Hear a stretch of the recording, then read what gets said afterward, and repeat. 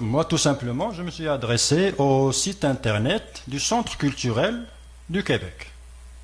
Ça représente l'islam ici au Québec. Donc voici leur site internet. J'espère que c'est visible ici sans problème.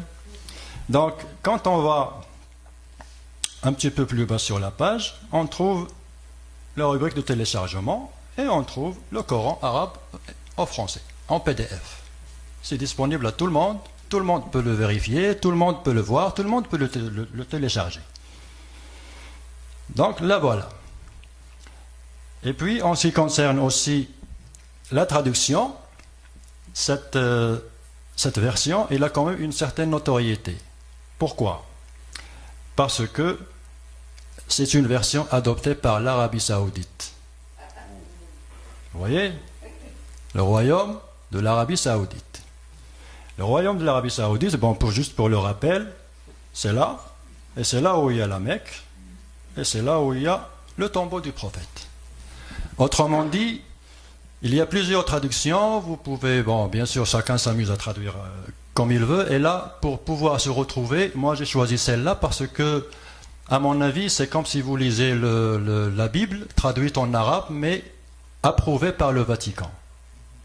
Comme ça, personne ne pourra rien nous reprocher par la suite. Donc, la traduction, on a résolu le problème. Traduction en français. D'ailleurs, la traduction là, c'est l'Arabie Saoudite, elle a créé, ça fait quand même beaucoup d'années, un complexe qui s'appelle le complexe Roi Fahd pour la traduction, l'impression et la diffusion du Coran de par le monde, dans toutes les langues. C'est une institution qui est hautement notoire, et donc on peut la version que j'ai choisie, je pense que personne ne peut rien me reprocher par la suite, puisque c'est une version assez reconnue. Voilà. Donc là, pour trouver les versets, bon, nous avons bien sûr la table des matières. Ça commence par la première et ça finit par la 114, puisqu'il y a 114 surahs ou chapitres dans le Coran. Donc pour retrouver les chapitres concernés par notre recherche, donc les voilà, les versets, les surahs dont les références ont été supprimées. La première, c'est la surah numéro 55. La voici. Ça, c'est l'entête qui a été prélevée sur le PDF. Et la surah, l'événement, la voici dans son entête. Donc là, les versets qui ont été publiés sur le blog de Jamila par la suite, c'est ce que j'ai vu par la suite. Donc le verset 74 qui dit qu'avant eux, aucun homme ou djinn n'a défloré. Et puis par la suite, la sourate 56, c'est dit, et il y a aussi le mot défloré qui se répète, je ne vais pas vous lire tous les versets. Alors, en écoutant l'interview de Madame Ben Habib avec Benoît Dutrisac, et c'est de là où le problème a commencé, les mots qu'elle a repris dans son entrevue, son interview, c'est défloré. Sauf que, bien sûr, il y a aussi eau bouillonnante, il y a fournaise, mais en voyant bien sûr la sourate, on peut trouver sur le verset 56 le même mot qui se répète, défloré. Mais il y a pire encore. Vraiment, il y a pire encore. Parce que sur la sourate 56, le verset numéro 58, ça dit exactement « Voyez ce que vous éjaculez ». Donc la défloration, éjaculation, tout va dans le même sens. Et ça, c'est des versets, personne ne les a inventés, c'est eux, c'est leur traduction, c'est... Donc voici les versets qui ont posé problème. Mais on peut voir d'autres choses. Juste dans ces versets-là, on peut voir d'autres problèmes. Regardez ici. Ici, on dit « eux ».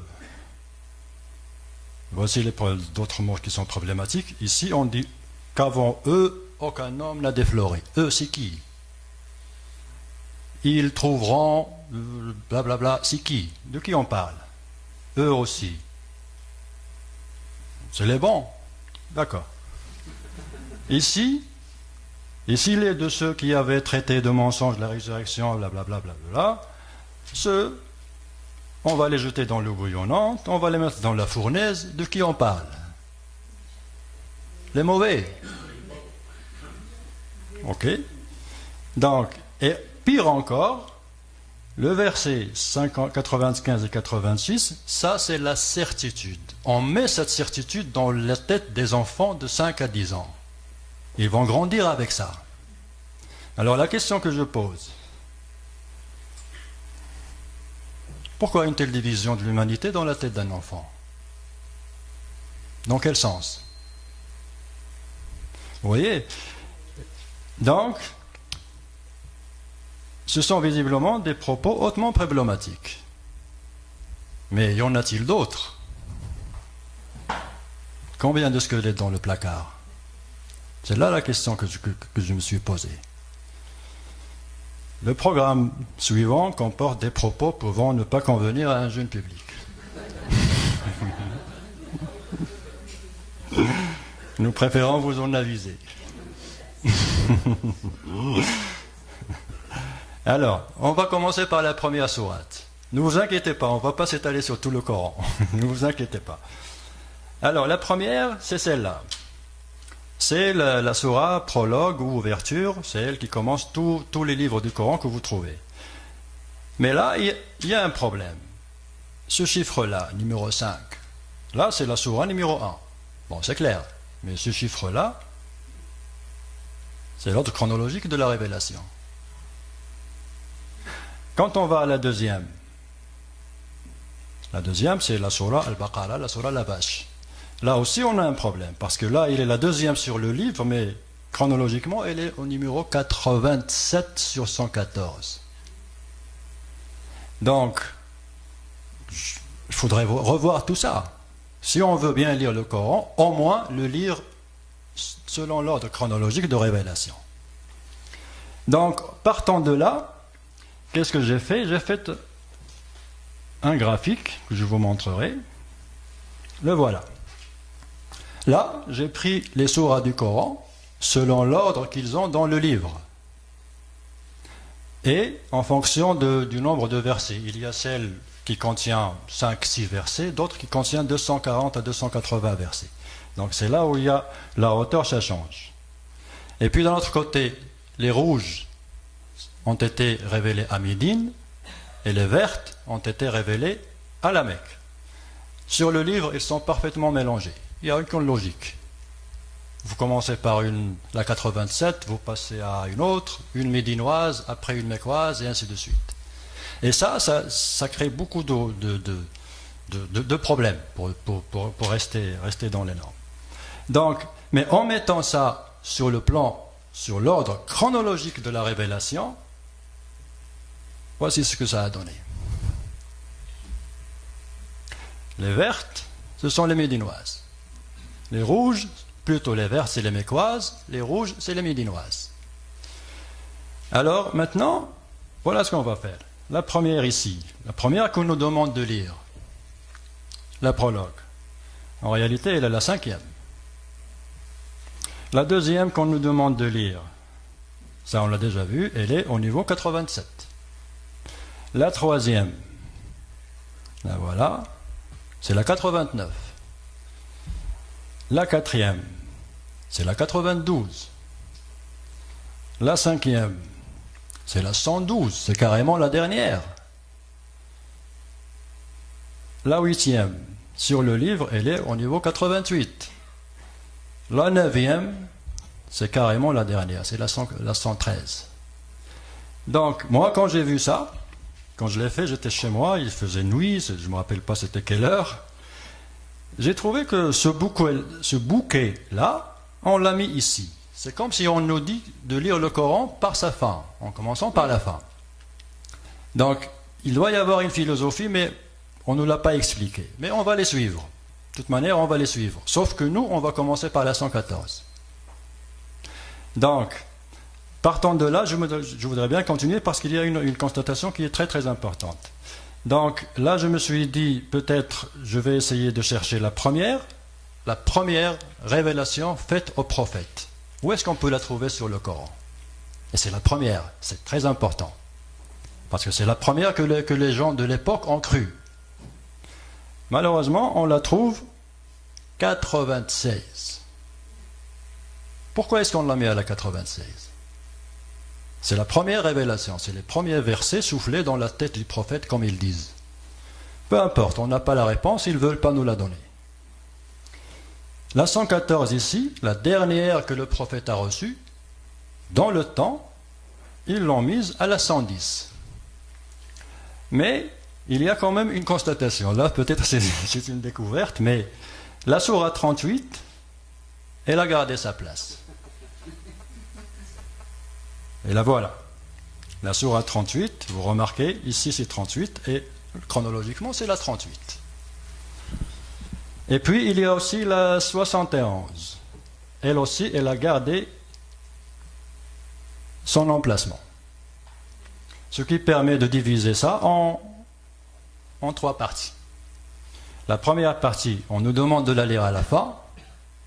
La dernière à être révélée, on nous demande de la lire au début. Pourquoi? On attend la réponse. De toute façon, c'est un fait. Donc, nous allons commencer, puisqu'il nous incite à commencer par la fin, nous allons commencer par la 114. Attendez un petit moment. La voilà. On va commencer par la 114, puisqu'il nous incite à commencer par la fin. La 114, où est-ce qu'on peut la trouver? Sur le PDF. Elle est sur la page 1217 du PDF. Vous pouvez le télécharger chez vous. Vous trouvez ça sur la page 1217. La voici la page. Et la voici la sourate. Comme je vous ai dit, elle porte le numéro 110, mais en réalité, elle est la 114e. C'est la dernière. Qu'est-ce que ça dit? Lorsque vient le secours d'Allah, ainsi que la victoire, et que tu vois les gens entrer en foule dans la religion d'Allah, alors par le louange célèbre la gloire de ton Seigneur. Ici, on parle d'une victoire. C'est très clair, c'est un message victorieux. On est en train de célébrer une victoire. Sauf que c'est une victoire, moi je me suis posé la question, la victoire elle est là, mais elle est de quelle nature? Est-ce que c'est une victoire militaire, ou scientifique, ou diplomatique, ou comment est-ce qu'elle est? C'est une victoire par le nombre. Plus on est nombreux, et plus on est gagnant. Et ça se voit jusqu'à nos jours dans notre réalité. Mais le hasard, peut-être le hasard, ou je ne sais pas, ils ont mis en haut, juste sur la page, la même page, vous déplacez juste votre regard en haut, vous tombez sur la sourate 18. Alors remarquez la différence de temps qu'il y a entre celle-là et celle-là. Ça fait pratiquement une vingtaine d'années de différence entre les deux. C'est comme si celle-là a été révélée à, disons, en 2014 et l'autre c'est en 2024 ou 2025, ou plutôt plus que ça, 20 ans de différence.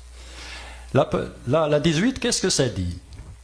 Ça dit que ça s'adresse aux infidèles, mais on ne va pas la lire en entier, mais ce qui m'intéresse le plus, c'est surtout le 6e verset, le dernier. À vous votre religion et à moi ma religion. C'est un verset qui est très très important, et je vous explique pourquoi. Parce qu'il y a des prédicateurs qui essayent de défendre que l'islam est une religion de tolérance, qu'on accepte l'autre, qu'on n'a pas de problème. Et comme preuve, ils sortent toujours ce verset. En arabe, ça se dit « lakum dinukum waliya din ». Ils le sortent pratiquement à toutes les occasions. Tous les prédicateurs, qu'ils soient barbus, qu'ils soient cravatés, qu'ils soient de n'importe quel. Ils sortent tous ce verset-là. Mais c'est quand même, de la 18 à la 114, qu'est-ce qui s'est passé pour qu'on passe de « à vous votre religion et à moi la mienne » à une victoire par le nombre. Je pense, moi je l'ai écrit sur mon livre, c'est sûr vous allez le lire par la suite, c'est que je ne sais pas qui remercier, ni comment remercier pour avoir mis sur la même page ces deux versets, ces deux chapitres-là, ces deux petits chapitres, mais ça résume 20 ans d'histoire, sur une seule page. Donc, avant de quitter cette page, j'aimerais bien vous montrer une autre. C'est pas moi qui l'ai mis ici, ce sont eux. C'est la sourate 111. En réalité, elle est chronologiquement la 6e. On continue à reculer dans le passé. Et qu'est-ce qu'on trouve? C'est une sourate qui s'appelle Al-Masad. On va peut-être la lire. Que périssent les deux mains d'Abu Lahab et que lui-même périsse. Sa fortune ne lui sert à rien. Il sera brûlé dans le feu plein de flammes. De même sa femme, la porteuse de bois, à son cou une corde de fibres. Bon, ça c'est un verset du Coran. Et là vous avez l'explication. Ça parle d'un personnage qui s'appelle Abu Lahab. Ce personnage qui s'appelle Abu Lahab n'est rien d'autre que l'oncle personnel du prophète. Et il a été, dès le début, il a été contre. Et c'est pour ça que, je dirais à la limite, ce personnage-là, Abu Lahab, il est pratiquement la personne la plus insultée de toute l'histoire humaine. Parce que ces insultes ont été gravées pour l'éternité dans un livre saint. Et les musulmans n'arrêtent pas de lire, puisque c'est un petit verset. D'abord, les trois petits chapitres qu'on vient de voir sur cette page, ce sont les 3 sourates qu'on commence à enseigner aux enfants dans toutes les écoles coraniques de la planète. On commence par leur enseigner les petites, puis après on passe aux grandes. Parce que les versets qui ont posé problème par rapport à Jamila, la sourate 55, la sourate 56, les versets qu'elle a pris comme exemple, la réalité c'est que la sourate 55, la sourate 56 et la 57, les 3 font partie du programme scolaire des pays musulmans pour passer du primaire au secondaire. Moi-même, je les ai appris par cœur, à l'âge de 10 ans. Alors vous imaginez, je ne suis pas le seul, vous pouvez demander à n'importe quel arabe que vous connaissez de votre entourage, il vous dira que pour passer du primaire au secondaire, il a dû apprendre 206 versets dans l'ordre. 3 sourates. Al-Rahman, Al-Waqi'a ou Al-Hadid. 55, 56, 57. Donc, de là, une constatation, c'est que l'école qui est en question, qui est à l'origine de toute cette polémique, en fait, ce n'est pas une coïncidence. Elle ne fait que reproduire le programme scolaire importé d'ailleurs. Elle ne l'a pas inventé. Ce n'est pas elle qui a imposé ces versets à ces enfants-là. Ces versets font partie intégrante du programme scolaire de tous les pays musulmans. Et de là, une question, c'est une parenthèse que j'ouvre et je ne la fermerai pas à la suite. Je me suis dit peut-être si une école québécoise décide de s'installer en Arabie Saoudite pour enseigner, je ne sais pas, enseigner la Bible ou enseigner l'humanisme, est-ce qu'on va la financer? C'est une question que je pose. Bon, je ferme la parenthèse. Il me reste juste un petit minute. J'y ai pensé tout à l'heure, mais c'est pas grave. Moi, ce qui m'inquiète, c'est surtout le micro. Est-ce que ça va? Si vous écoutez, vous entendez bien? C'est parfait. Donc, on va quitter cette page. Et bon, avant, il faudra que peut-être que je fasse une petite remarque à propos de ces insultes envers l'oncle du prophète. Je me suis demandé que font de tels propos injurieux dans un livre saint destiné à guider l'humanité. Vous voyez, y a-t-il la moindre spiritualité dans ce chapitre? Le moindre sagesse? Le moindre conseil? Le moindre enseignement spirituel ou temporel? C'est un chapitre qui n'a aucune utilité. Est-ce que c'est un délit de le dire? Est-ce que c'est un délit de le dire? Non. Non, c'est pas un délit de le dire. Bon, alors après la 114, on va passer à la 113. Et là, j'attendrai votre attention parce que c'est très important. Donc, on a parlé de la victoire et on s'est demandé, cette victoire, comment est-ce qu'elle a été acquise? Le chapitre juste avant, le premier verset. Bon, d'abord, il faudra que je vous signale le dernier grand chapitre du Coran, celui-là. Parce que le dernier, c'est 114, c'est juste 5 versets. Mais celui-là, c'est quand même 129 versets. C'est quand même un grand chapitre. Le problème qu'il y a, c'est que c'est un chapitre qui ne commence pas par là. Cette formule-là, en nom d'Allah, le tout miséricordieux, très miséricordieux, c'est une formule avec laquelle on commence tous les chapitres du Coran, sauf celui-là. Sauf celui-là. Celui-là, ça commence directement au premier verset. La formule de louange n'est pas là. Pourquoi? Parce que, alors, le dernier grand chapitre, c'est un ensemble de versets que le prophète n'a pas eu le temps de boucler et de nommer. Et je vous explique pourquoi. À la question qu'on s'est posée plusieurs fois, c'est que qui a partagé le Coran en sourate, en chapitre? Qui a fait les noms? Ce chapitre, ça s'appelle tel, et ce chapitre, ça s'appelle... Qui a fait ça? Bon, la révélation, on va pas discuter là-dessus. Ils disent que c'est divin, on va en rester là. Mais la répartition, c'est qui l'a fait? C'est qui a mis la 87 comme la deuxième? C'est qui l'a appelé la sourate, la vache? C'est qui a décidé que ce chapitre c'est 280 versets et celui-là c'est juste 5? C'est qui a fait ça? La réponse qu'on a de par les musulmans, c'est que c'est le prophète lui-même qui disait tel verset, ajoutez-les avec tel autre, appelez-les ce nom. L'ensemble, et ainsi de suite. Celui-là, puisqu'il ne porte pas la formule de commencement, et ça a été dit dans plusieurs, je vous invite bien sûr à vérifier par la suite, lorsqu'il est décédé, on s'est retrouvé avec ces versets-là sans nom. Comment est-ce qu'on va les appeler? Peut-être il avait lui-même l'intention de les boucler par la suite et de leur donner un nom, mais la mort a été plus rapide que lui. Et donc, ça se trouve dans le Coran. C'est un chapitre sans vraiment être un chapitre, mais c'est le chapitre le plus difficile du Coran. Et on va voir pourquoi.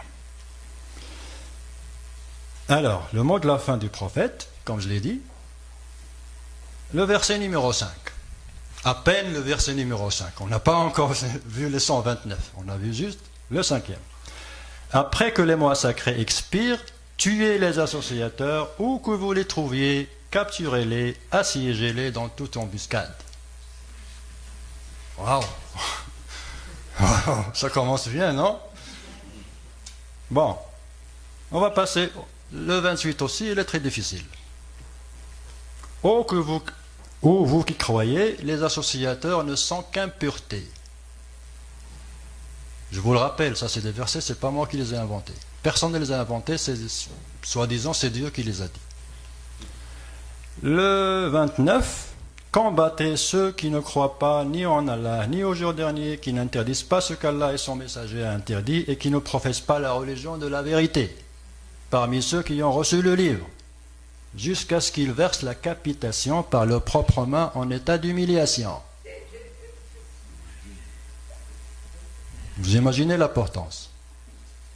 Combattez, capturez, assiégez, embuscade. De quoi on parle? Capitation. Bon, on va continuer. Le verset 123, c'est encore très dangereux. Ô vous qui croyez, combattez ceux des mécréants qui sont près de vous et qu'ils trouvent de la dureté en vous. Bon, je vous invite d'abord, pour ceux qui sont intéressés, prenez un papier et stylo, notez les noms des versets et des sourates pour vérifier par la suite par vous-même. Le PDF est disponible. Tous les chiffres là que je vous donne, vous pouvez les vérifier. Donc, juste avec ces 4 versets, c'est vraiment un problème. Mais on va continuer. On va prendre le 28 d'abord. Parce qu'il est vraiment... Il y a matière à réfléchir. Vous qui croyez, les associateurs ne sont qu'impureté, qu'ils ne s'approchent plus de la mosquée sacrée après cette année. Bon, là, je vous l'amène en arabe, vous n'allez pas le comprendre, certainement, certains, mais c'est juste pour signaler ce mot-là, najas. Parce que ce mot najas, le voici, ça se prononce najas, N-A-J-A-S, et ça a été traduit par impureté. Le voilà. Sauf que dans plusieurs dictionnaires, on trouve que najas, ça peut être traduit par impureté, souillure, saleté, ou même excrément, je suis désolé. Alors, l'exercice qu'on peut faire, c'est que, bon, vous croisez le premier arabe que vous croisez, sans lui parler de quoi que ce soit, vous lui dites, c'est quoi le mot najas? Et il va vous dire ce que ça veut dire. Bon, ça va être l'une de ces quatre. Mais de toute façon, puisque les traducteurs ont préféré, disons, garder le mot impureté, parce que c'est quand même un petit peu plus acceptable, on va en rester là. Les associateurs ne sont qu'impureté. Mais la question qui se pose, c'est qui ces associateurs? Bon, naturellement, les associateurs, ce sont ceux qui associent une autre divinité à Dieu. Bon, grosso modo, parce que associer, ça veut dire ça. Donc, on peut se demander, les juifs et les chrétiens ne sont pas là-dedans? Ben, le Coran nous dit non, ils sont là-dedans. Ils sont inclus là-dedans. Pourquoi? Parce que le verset 30 nous dit, les juifs disent, Ozaïr est fils d'Allah, et les chrétiens disent, le Christ est fils d'Allah. Telle est leur parole. Et le 31, il dit, ils ont pris leur rabbin et leur moine, ainsi que le Christ fils de Marie, comme Seigneur en dehors d'Allah. Même les juifs et les chrétiens sont dans la définition. Tous sont des impuretés. C'est pas moi qui l'ai dit, c'est le Coran. Je vous le répète encore une fois. Alors, mais ce verset, il est quand même très dangereux. Pourquoi? Je vous explique. Parce que ça parle de la mosquée sacrée. C'est-à-dire, en 1991, l'invasion du Koweït par Saddam. Débarquement des Alliés en Arabie Saoudite. Et c'est là où on a eu la réaction. Les associateurs ont souillé la terre sacrée. Et c'est là que ce monsieur-là a rompu avec les États-Unis pour se retourner contre eux. Et c'est là où il y a eu la création d'Al-Qaïda et le 11 septembre. Moi, je suis tenté de dire que sans ce verset, probablement le 11 septembre n'aurait jamais eu lieu. Parce que c'est ce verset qui a donné la justification. Bon, alors, on continue. Le 29. Combattez ceux qui ne croient pas ni en Allah, ni blablabla, je ne continue pas, et qui ne professent pas la religion de vérité. Bon. Le 2011, le printemps arabe, et c'est un islamiste qui est devenu président d'Égypte. Ça, tout le monde le connaît. Mais les Coptes d'Égypte se sont posé la question. Parce qu'on commence à parler que les chrétiens d'Égypte doivent payer la capitation.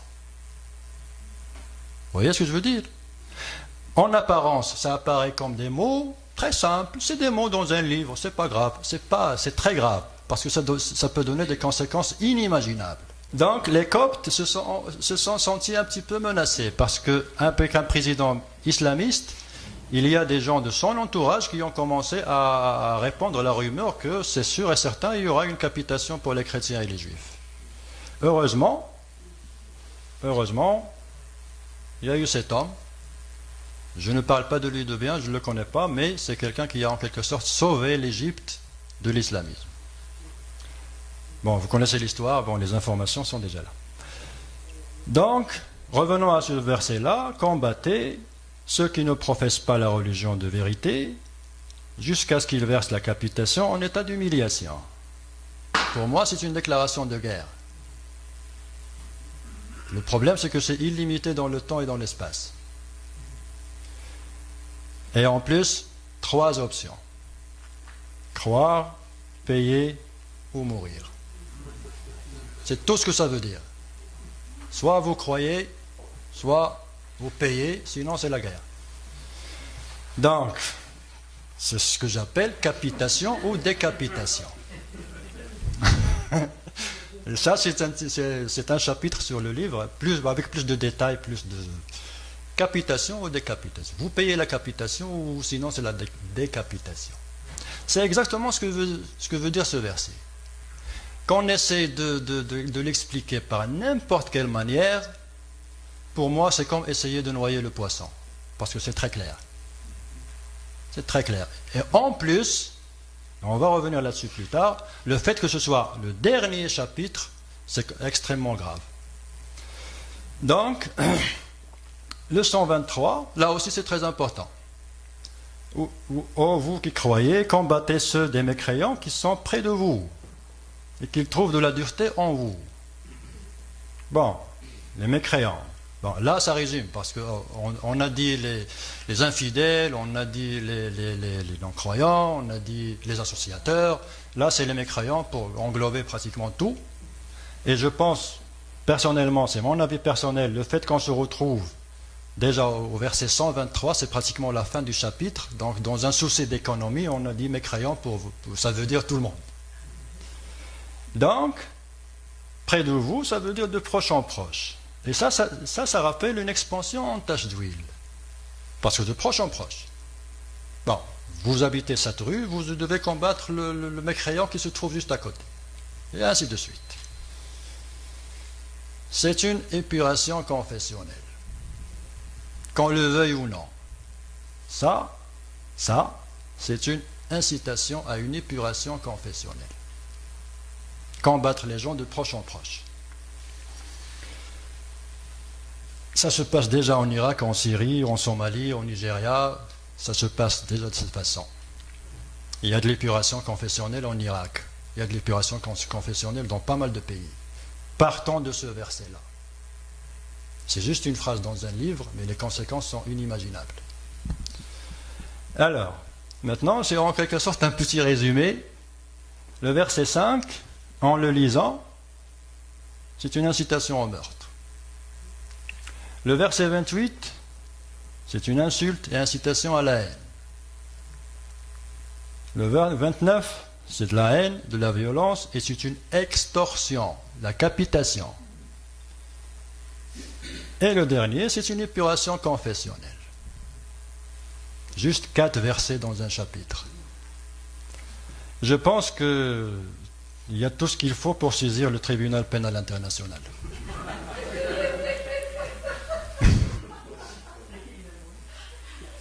Et encore une fois, je n'ai rien inventé. C'est des versets dans le Coran, ils sont disponibles à tout le monde. Alors, là, c'est la sourate 113. Mais il y a d'autres versets qui sont bons. Bon, ok, on peut être d'accord là-dessus. Ce n'est pas tous les 6000 versets qui sont mauvais. Il y a à peu près 6200 versets dans tout le Coran. Mais il y a un problème. La 118, ça dit « à vous votre religion et à moi ma religion ».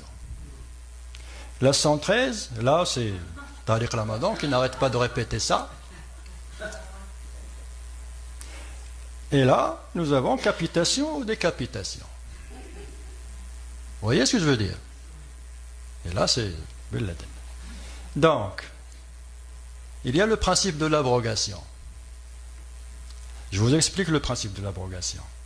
La preuve, avant de l'expliquer, je vous amène une preuve. La preuve, c'est l'interdiction de l'alcool. C'est la première chose qu'on remarque chez les musulmans en terre d'Occident, le halal et l'interdiction de l'alcool. Plus bien sûr le voile. Donc, c'est la première chose qu'on remarque. Dès qu'on atterrit ici, on est stigmatisé, pas d'alcool, pas de porc, les femmes voilées avec les poussettes en avant, et ainsi de suite. Donc ça, c'est des images qui se répètent et qui commencent à devenir familières. Mais il y a une origine. L'alcool, par exemple. Pourquoi l'alcool est-il interdit? Comment est-ce qu'il a été interdit d'abord? Je vous assure que 90% des musulmans ne le savent pas. Alors, ça a commencé par le chapitre 70, avant d'arriver à Médine. Et qu'est-ce que ça dit? Ça dit, le chapitre 70, verset 67, « Des fruits des palmiers et des vignes veut retirer une boisson enivrante et un aliment excellent. » Les boissons enivrantes, ce sont les boissons qui donnent de l'ivresse. Donc, les boissons qui donnent de l'ivresse, c'est un don de Dieu pour amener les gens à réfléchir plus et à raisonner plus. C'est le verset qui le dit. Par la suite, on est arrivé à 87. Qu'est-ce que ça dit? Il t'interroge sur le vin et les jeux de hasard, dit, dans les deux, il y a un grand péché et quelques avantages pour les gens, mais dans les deux, le péché est plus grand que l'utilité. Mais continuez à boire, pas de problème. Alors, on est arrivé au chapitre 92. Vous voyez, dans l'ordre, les choses sont beaucoup plus claires. Le 92, ça dit, oh les croyants, n'approchez pas la salade quand vous êtes ivre. C'est-à-dire, buvez quand vous le voulez, mais quand vous faites la prière, soyez sobre.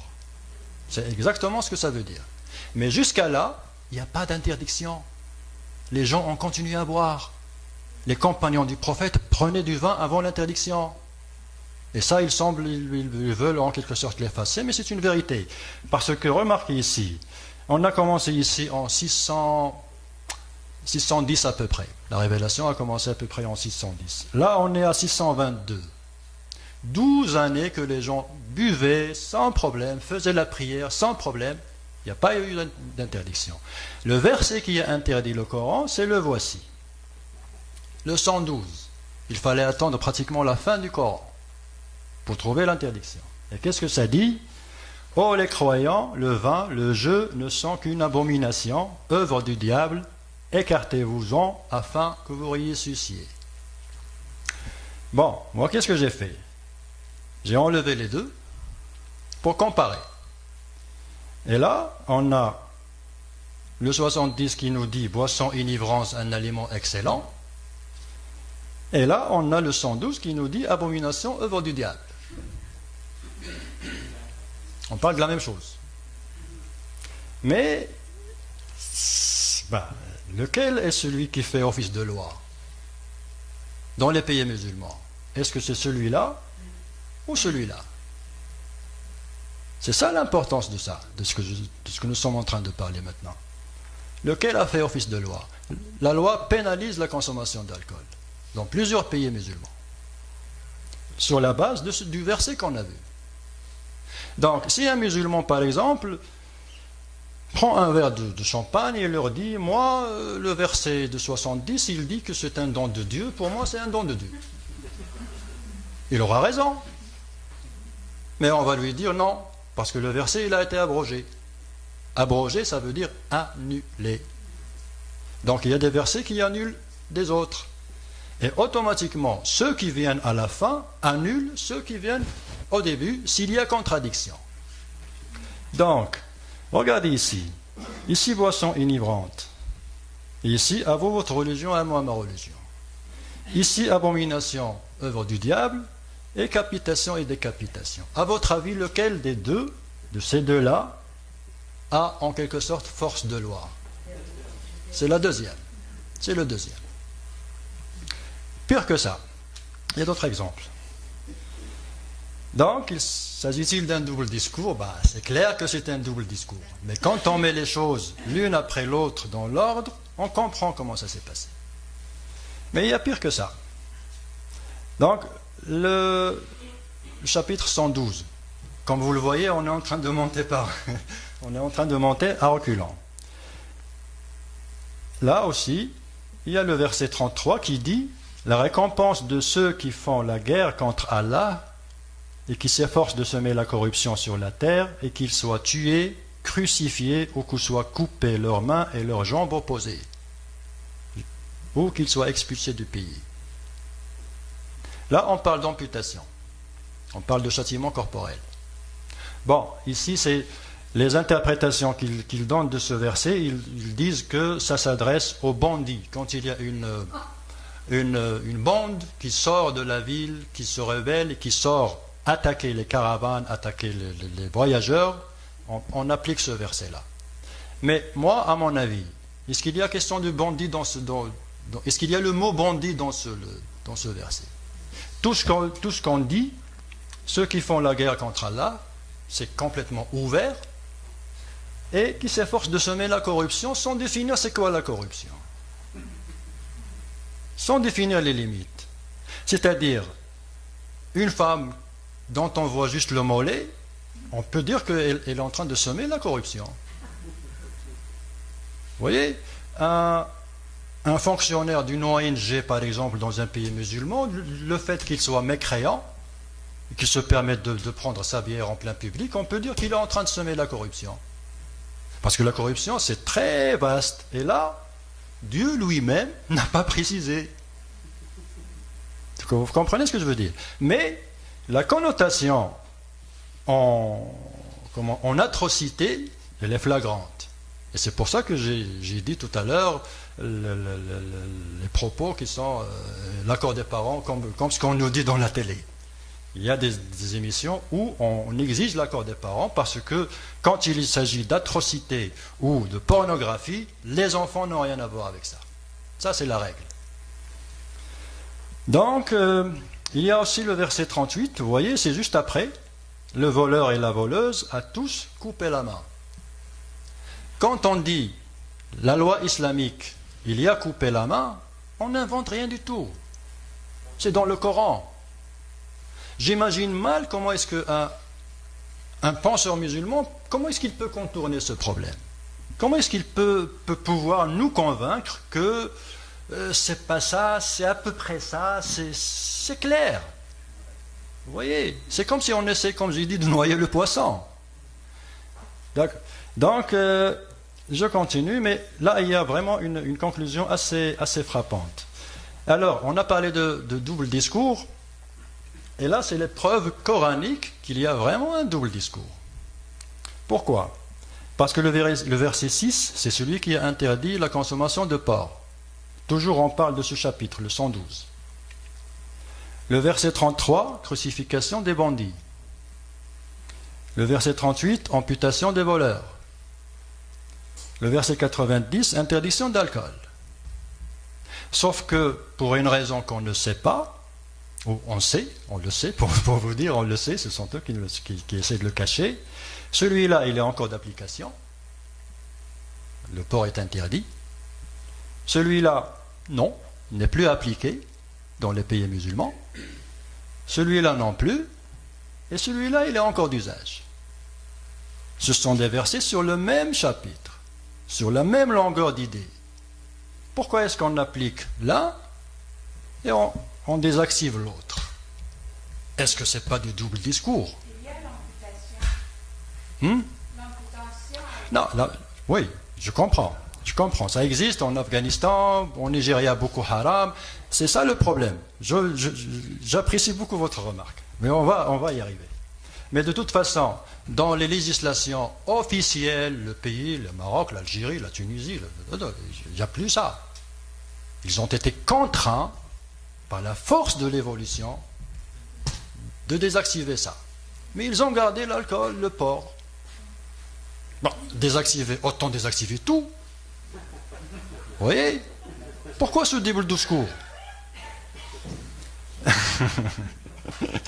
Donc, là, on a ramené la preuve qu'il y a un double discours, il y a des versets qu'on utilise, d'autres qu'on n'utilise pas, mais on dit que c'est de la tolérance, on essaie d'expliquer ça par la contextualisation.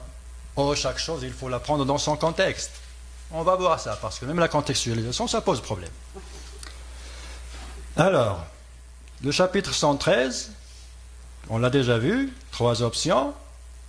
Et ça, c'est très important parce que, avec tous nos respects, il y a une 4e option. C'est ce que j'ai envie de leur dire. La liberté. C'est la 4e option, la liberté. Et c'est l'occasion de voir la liberté en islam. Comment elle est? Alors, le chapitre 87, le verset 178. Ô les croyants, on vous a proscrit le talion au sujet des tués, libre pour libre, esclave pour esclave, femelle pour femelle. C'est déjà une stratification de la société. Il y a les libres, il y a les esclaves, il y a les femmes. Les femmes, ils ont été, disons, mentionnées sous forme de femelles, c'est déjà sexiste. Alors, c'est une reconnaissance de l'esclavage. Explicite, rien à dire. Mais l'explication qu'il donne, c'est elle qui est un peu drôle. On va y arriver. Donc, en plus, il y a plus de 20 versets qui reconnaissent l'esclavage. Et les penseurs, en quelque sorte, qui essayent de moderniser, ils ne savent pas quoi faire de ces versets-là. Ils sont clairs. L'esclavage a existé et elle a été entretenue par l'islam. Quoi qu'ils puissent dire. Mais je vous ramènerai leur réponse et on va la décortiquer. Donc, que faire de ces versets? Voici leur réponse. Alors ils disent qu'il était impossible à l'époque de Mohammed d'abolir l'esclavage, car les bras des esclaves étaient le moteur de l'économie. Mais ils ne disent pas les corps des femmes, c'était le moteur de quoi?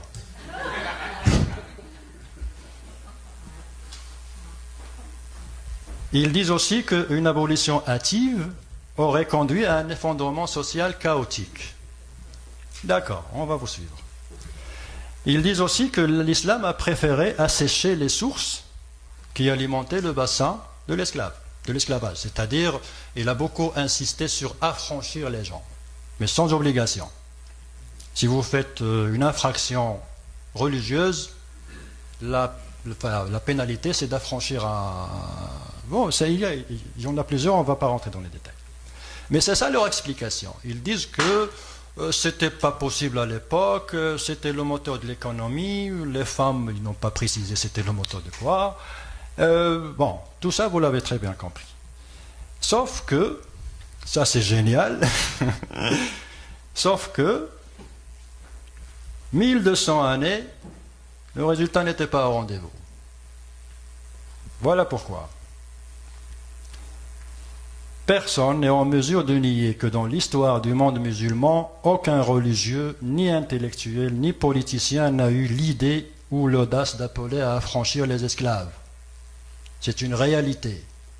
Il n'y a pas eu la moindre petite tentative d'affranchir les esclaves pendant 1200 années. Pire que ça, les savants musulmans, ils enseignaient l'islam dans la mosquée, les versets, blablabla, tout ça. Mais en rentrant chez lui, il avait des esclaves dans son écurie. Vous voyez? Pire que ça, jusqu'aux années 20, les années 20, il y avait encore des marchés d'esclaves dans certains pays du monde musulman, dans certaines villes. Ça faisait partie de la coutume. Et ce qui est encore plus grave que ça, c'est que dans ces marchés-là, j'ai même entendu, entre parenthèses, ça reste à vérifier, j'ai entendu qu'il y avait un marché d'esclaves à côté de la mosquée sacrée à la Mecque. Jusqu'aux années 20, jusqu'au début du siècle dernier. Le pire dans tout ça, c'est que dans ces souks, les gens faisaient la prière dans la mosquée et rentraient dans le souk, achetaient des hommes, des femmes, des enfants. Et les documents avec lesquels on s'échangeait où on faisait les transactions, c'était des documents avec lesquels on commence louange à Dieu, le tout miséricordieux, la louange qu'on a vue tout à l'heure, au nom de Dieu et ainsi de suite. Les gens se vendaient et s'achetaient au nom de Dieu pendant 1200 années. Mais ils n'ont pas le courage de l'avouer. Donc, l'esclavage et l'islam ont vécu ensemble 1200 années, depuis le premier Mohammed à Médine jusqu'au dernier Mohammed à Istanbul. L'esclavage a été aboli après la chute de l'Empire ottoman, par la force de la mondialisation de l'époque. Mais l'islam n'a jamais touché à l'esclavage. Ils n'ont jamais touché à ça. C'était la coutume, on vivait avec et bon, pas de problème, et ainsi de suite. Que l'on vienne maintenant défendre la position de l'islam vis-à-vis de l'esclavage, je ne vois pas comment. Je ne vois pas comment. S'il y a eu affranchissement de l'esclavage, des esclaves, c'est l'Occident qui l'a fait. C'est Abraham Lincoln qui a affranchi les esclaves. Ce n'est pas les musulmans. Les musulmans, ils ont été forcés de suivre parce qu'ils étaient faibles. Et le jour où, si jamais ça arrive, ils redeviendront forts, l'esclavage va revenir. Ça, c'est une conclusion. Donc voilà ce que fait l'islam de la liberté, ce qu'on a appelé nous la quatrième option. Il ne reconnaît pas la liberté. Je n'ai pas voulu rentrer dans les détails concernant l'apostasie, concernant la liberté de croyance, tout ça. Bon, c'est à discuter, mais j'ai surtout ce verset-là qui a posé problème. Parce qu'il y a une stratification. Les libres, les esclaves et les femmes. C'est incroyable. Bon, on continue. Donc, la démocratie en islam, ça aussi, ça pose problème. Ça aussi, ça pose problème. Parce que il y a un verset que tous les musulmans, entre guillemets, un petit peu ouverts, ils sortent. Demandez à n'importe quel musulman que vous connaissez, l'islam et la démocratie, il va vous dire non, l'islam est démocrate, il y a de la démocratie en islam. Et il va vous sortir ce verset-là. Chapitre 62, verset 38. Amruhum shura bainahum. Les Arabes m'ont compris, ça veut dire les croyants se consultent entre eux à propos de leurs affaires. Ils prennent ce verset comme preuve que l'islam est démocratique. Pas de problème, on va voir ça. Donc, ça aussi c'est génial. Mais, une démocratie, ça suppose d'abord un débat. Alors, que pense l'islam du débat? Il y a un verset qui pose problème. Le verset 92, verset 140. Qu'est-ce que ça dit? Lorsque vous entendez qu'on renie les versets, le Coran d'Allah, et qu'on s'en raille, ça veut dire qu'on s'en moque, ne vous asseyez point avec eux, avec ceux-là, jusqu'à ce qu'ils entreprennent une autre conversation. Ça veut dire que chaque fois qu'il y a discussion concernant les versets, les musulmans sont obligés d'arrêter, de tourner le dos et de partir. Quel débat? Comment discuter? Comment discuter avec des gens qui ont ça dans leur livre? Leur livre leur dit, si vous entendez une remise en question des versets, il faut arrêter tout de suite, tourner le dos et partir. Comment est-ce qu'on va dialoguer? De quoi va-t-on débattre? Vous voyez ce que je veux dire? C'est très important. Alors, il y a un autre verset, les hommes ont autorité sur les femmes. Bon, je ne vais pas vous blesser, mais c'est ça. Les femmes vertueuses sont obéissantes à leur mari. La vertu, elle est attachée à l'obéissance de son mari. Et en ce qui concerne la politique, si le mari demande à la femme de voter pour X, pas pour Y, elle sera tenue de l'obéir. En plus de ça, bon, ça c'est dit, celle donc dont vous craignez la désobéissance, il y a un certain nombre de mots, et à la fin, frappez-les. Personne ne peut nier que dans l'islam, il y a l'autorisation de frapper son épouse. C'est le Coran qui le dit. Qu'ils disent ce qu'ils veulent, qu'ils expliquent ce qu'ils veulent, ça reste de la démagogie. Les choses sont là. Donc, ça aussi, ça pose problème. J'ouvre une parenthèse. Les hommes ont autorité sur les femmes. Ce verset-là, c'est le verset qui a bloqué, en quelque sorte, l'évolution de la femme musulmane pendant 14 siècles. C'est parce que la femme n'a pas l'autorité suffisante. C'est l'homme. On ne peut pas trouver une femme qui dirige une équipe d'hommes. Parce que les hommes ont autorité sur les femmes. Ça a bloqué, en quelque sorte, l'histoire de la femme musulmane durant tous ces siècles-là. La femme n'a jamais eu accès à la politique. La femme n'a jamais eu accès à la justice. La femme n'a jamais eu accès à des postes très haut situés, des postes décisionnels, rien de ça. Pourquoi? À cause de ces versets-là. Je reviendrai bien sûr par la suite, ce n'est pas le moment, mais la condition féminine dans l'islam, c'est un vrai problème, un vrai débat. Et je pense qu'au lieu de débattre du voile, est-ce qu'on va l'interdire dans un hôpital ou dans la rue, il faut débattre surtout de la condition féminine en islam. C'est le vrai débat. On va revenir là-dessus par la suite. Donc, la démocratie, ça suppose un débat. Je ne vois pas comment est-ce qu'on va débattre de cette manière. Et puis, une démocratie, c'est une voix. Alors, comment est-ce qu'on peut avoir une voix lorsqu'on est esclave? Ça, c'est la première des choses. La deuxième des choses, là, c'est un verset qui donne vraiment froid aux os.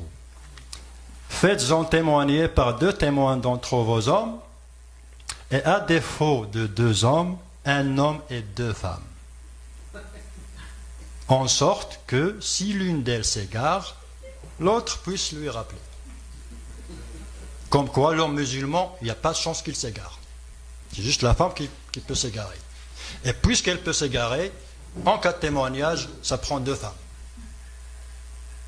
J'ai rien inventé. Alors là, ça pose problème parce que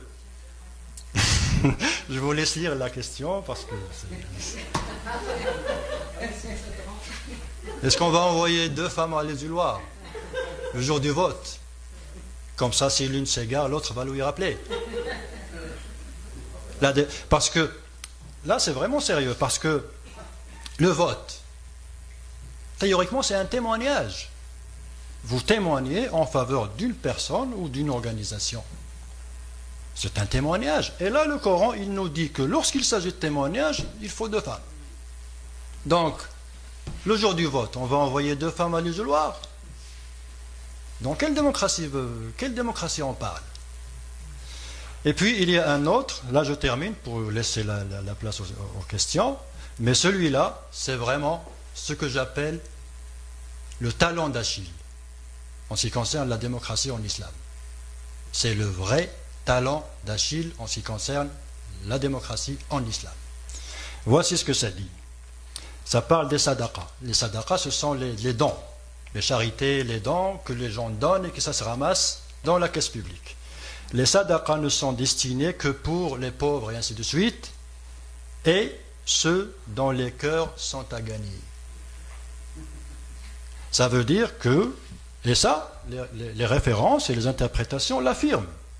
À l'époque, on avait des tribus autour, on avait des gens qui sont croyants, d'autres un petit peu moins. Donc les gens dont la loyauté n'est pas encore vraiment garantie, on se permet de leur donner de l'argent pour les gagner de notre côté. Et c'est Dieu qui l'a dit.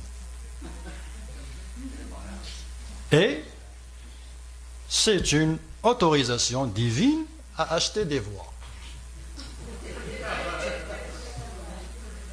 Alors de quelle démocratie parle-t-on? De quelle démocratie parle-t-on? On parle d'une démocratie où une partie de la population est exclue parce que ce sont des esclaves. On parle d'une autre catégorie qui n'ont qu'une demi-voix. Et on parle de la possibilité d'acheter la loyauté des gens sans problème parce que c'est Dieu qui l'a dit. Quelle démocratie peut-on parler? Ben, bien sûr, ils l'ont fait en Égypte. En Égypte, jusqu'à récemment, et partout dans le monde. McGill vient de recevoir des millions de l'Arabie Saoudite. McGill, Oui, la faculté des oui, oui, oui, études islamiques. exactement. Donc tout ça, ça pose problème parce que entendre un musulman dire oh l'islam ça va avec la démocratie, on n'a pas. Non, non, non, il y a des problèmes. Non, on ne peut pas cacher la lumière du jour. Il y a des versets qui posent problème. Et donc, pour finir, le mot de la fin, l'islam et l'islamisme, est-ce qu'il y a une différence? À votre avis, après tout ce que vous avez entendu? Il n'y a pas de, à mon avis, il n'y a pas de différence. Il n'y a pas de différence. Parce que l'islamisme, c'est un terme qui a été inventé avec préméditation pour séparer les choses. Mais il n'y a pas de frontière. Parce que vous soyez islamiste ou que vous soyez musulman, il y a un document de référence qui s'appelle le Coran. Et ce document de référence, il va sur tout le monde. Que vous soyez islamiste, que vous soyez... D'ailleurs, même le mot, celui-là, c'est un musulman modéré. Ça veut dire quoi, modéré? Ah, ça, il est fondamentaliste. Ça veut dire quoi, fondamentaliste? C'est quoi, c'est... Là, comment? Ça pourrait vouloir dire que c'est quelqu'un qui n'a lu que les derniers. Ben, il a raison, parce qu'il y a l'abrogation. C'est ce que je vous ai expliqué. Moi, à mon avis, s'il y a quelqu'un que je respecterais beaucoup plus, je respecte l'islamiste plus que Tariq Ramadan comme exemple.